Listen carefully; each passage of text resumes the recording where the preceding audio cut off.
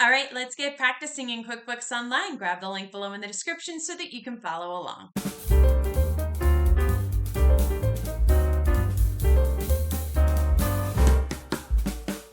All right, here we are in the QBO gym. And the QBO gym is a place where we have numerous exercises that simulate real life scenarios that you may encounter as a bookkeeper. Every single month, we come out with new exercises for you to practice and complete, and we break it down for you into 4 different sections. Today, we're going to be working in the December strength training section where we really focus on those QBO advanced features. At the top here is a short animated video to tell you what you're going to be doing for Craig this month. He is our fictitious business owner. Further down is a little quiz to test your knowledge. It relates to the video up above. And then below that, we have all of the exercises within this section. And at the bottom here is a little optional section where after you have completed all of the exercises in this section, you can use one of our sample posts to use on LinkedIn to share with everybody what you have learned so far. So today we're going to dive right in with practicing managing expense claims. Go ahead and click on that, and when you do, the exercise will appear for you. I have it pulled up here on the right-hand side so that we can look at it here while we work on the left-hand side of my screen.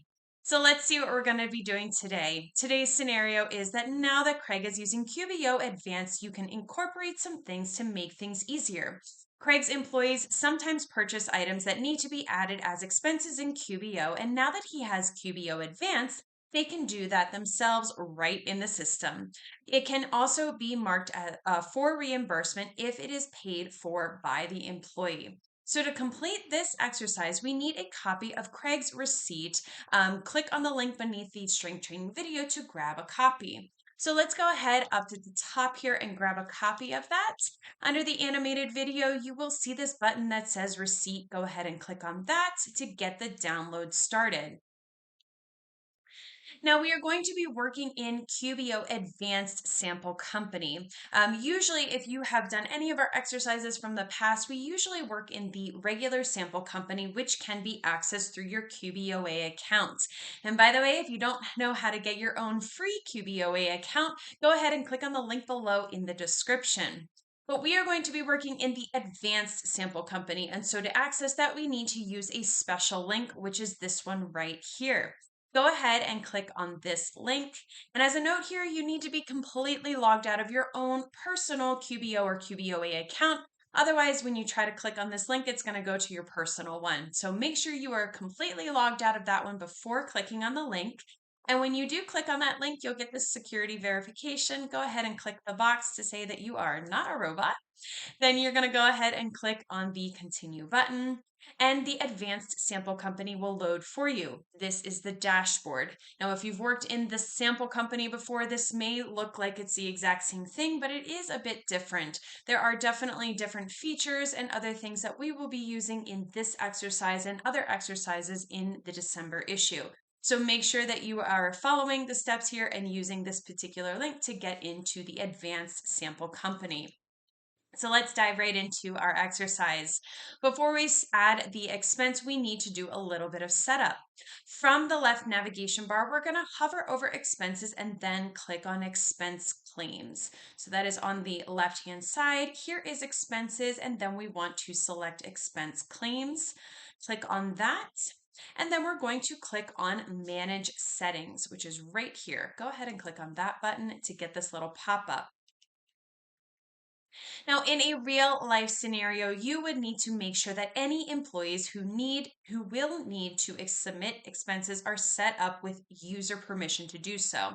Since we cannot set up user roles in the sample company, we're not going to be able to do that for this exercise, but know that it is the important first step that you need to do before we would do adding any kind of expense claims in here.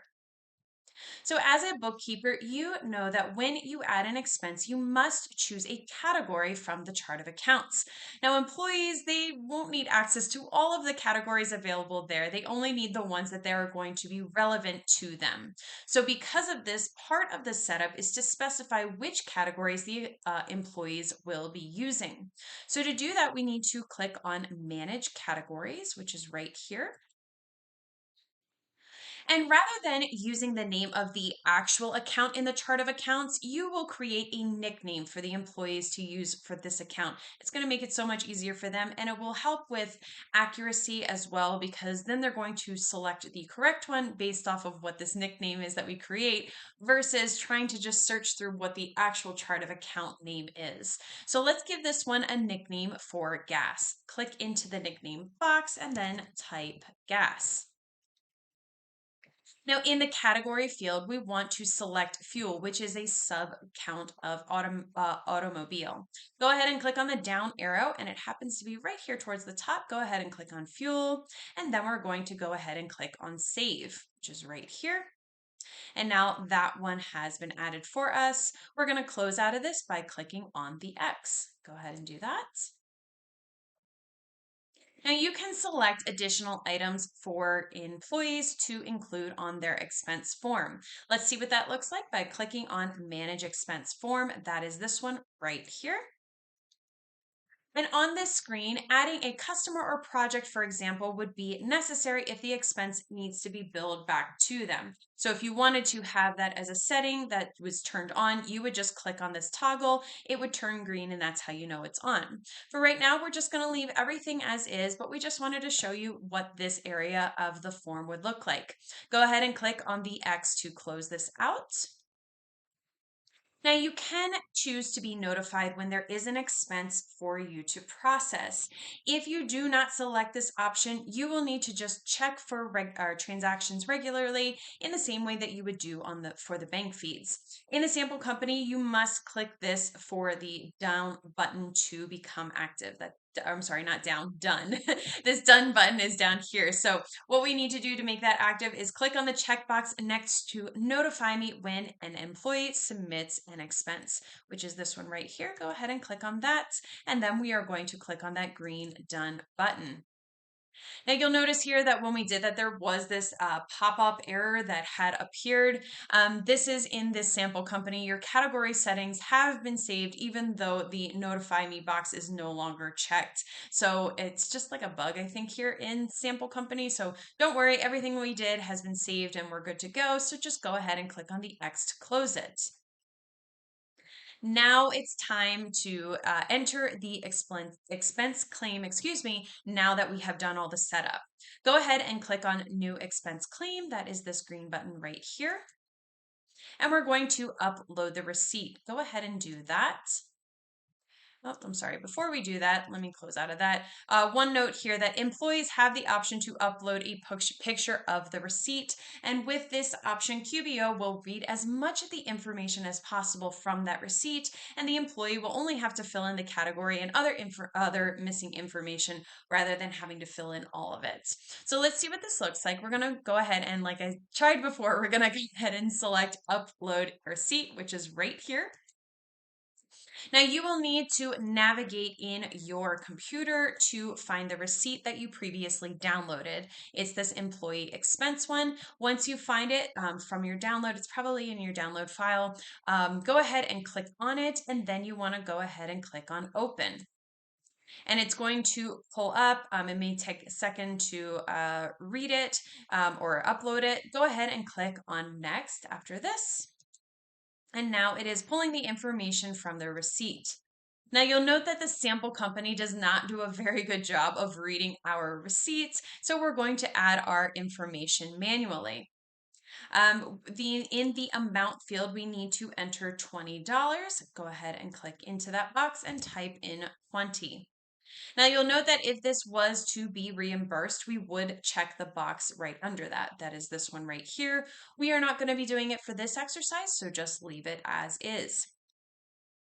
In the vendor field, we need to type CHIN. Now you'll notice that when we do that, we don't have an opportunity to select from a list of vendors. It is just a text box field. There we go. Go ahead and type in CHIN. Now, as a quick note here, this transaction date is automatically going to default as today's date.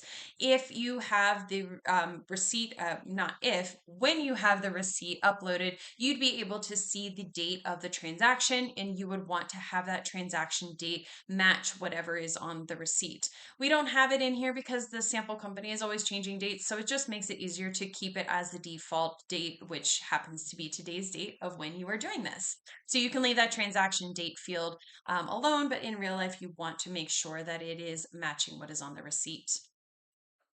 In the category field, we're going to select gas. So click that down arrow, and that gas category that we had, that nickname one that we had done earlier, that is what is right here. So go ahead and click on that. Now you'll notice that the customer project field appears as an option, even though we did not turn it on in the settings on that previous screen when we were doing the setup. Currently, this is a text field similar to the vendor one.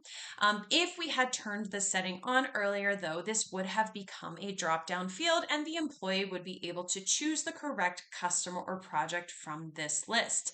We're going to be leaving it blank for right now because we're not going to be billing it back to a customer or a project. In the "what was this purchase for" field, we're going to type truck. And you'll note that if this was to be reimbursed to an employee, you would want to make a note of that here as well. So let's click into it and type in truck. And then we are simply going to click on submit for review. And now that is showing as an expense that needs to be submitted for review. And at this point, the employee has submitted the claim, but you will still need to review it and add the expense. You may need to refresh your screen in order to see the submitted claim. So just go ahead and refresh your screen right here. You can go ahead and click into your URL and then just click enter in order for it to refresh for you. Now, when you have done that, you will see that the receipt that we just added is right here.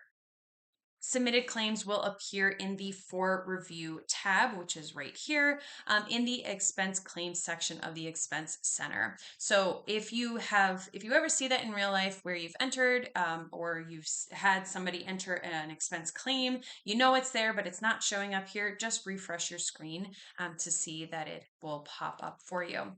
We're going to click on Review for that line, which is right here. Go ahead and click on that.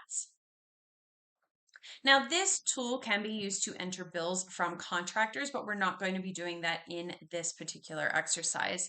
That would be right here. So just know that that is something that you can do, not for this exercise, but in real life. Now you'll notice that when the employee entered Chin as the vendor, it did not translate that to a payee in QBO. It's not finding that match. So as you will see in a later step, Chin came across as the item description instead. We need to select the correct payee instead. So here in the description, you can see that the vendor that the employee had typed. So that if I scroll down a little bit, you see that here showing as the description. That's what we were just referring to right now. In the payee field, though, we need to adjust this so that it says Chin's Gas and Oil. Go ahead and click into the payee field. And then it's right here. Go ahead and click on that. You'll notice too that the employee was not able to indicate how the item was paid for. That would be, you will need to record that as well. Luckily, you can see that on the receipt. It is showing as MasterCard. So it's not showing up here, so we need to indicate as well. Go ahead and click on the down arrow, and then you want to select MasterCard. Once again, that transaction date, it should be translated over from what you had done earlier when you entered the expense, but in case not, just make sure that the transaction date is matching what is on the receipt. Now, it's important to note that the memo field here is the only place where the reimbursement request is noted, which is right here. You will need to remember to manually add this to their paycheck or send reimbursement another way. Doing so is outside of the scope of this exercise, but something that really needs to be just as a note that you really need to understand in a real life scenario. Now, this is not a reimbursement for the scope of this exercise. This is only showing an example of what it would look like, and that is right here. You're not seeing it on our screen because we did not not actually put the information in that memo when we enter the expense, but this is how it would look if you had done that. We just need to click on Save and Next, which is the green button down here. Go ahead and click on that. Now at this point, QBO will check to see if there is an existing expense transaction to match this receipt to. Since there is none, we need to create the expense. So go ahead and click on Create Expense down here on the bottom right corner. And now QBO has moved the claim to the Reviewed tab, where you can undo the add or view the expense that was just created. So let's take a look at that. Go ahead and click on Reviewed right there. And then we're going to click on Expense. And it will pull. Here is the expense that QBO automatically created for us when we asked it to.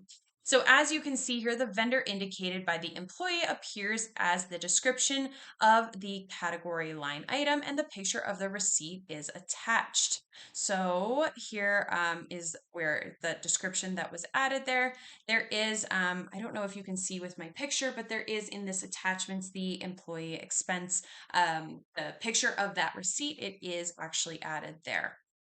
So this expense has been created for you, so it has been saved. All we need to do now is just go ahead and exit out of it.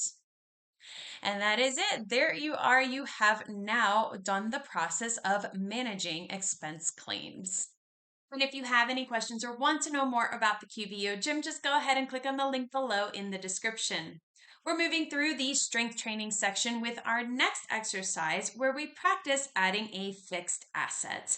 And I will see you in the next video.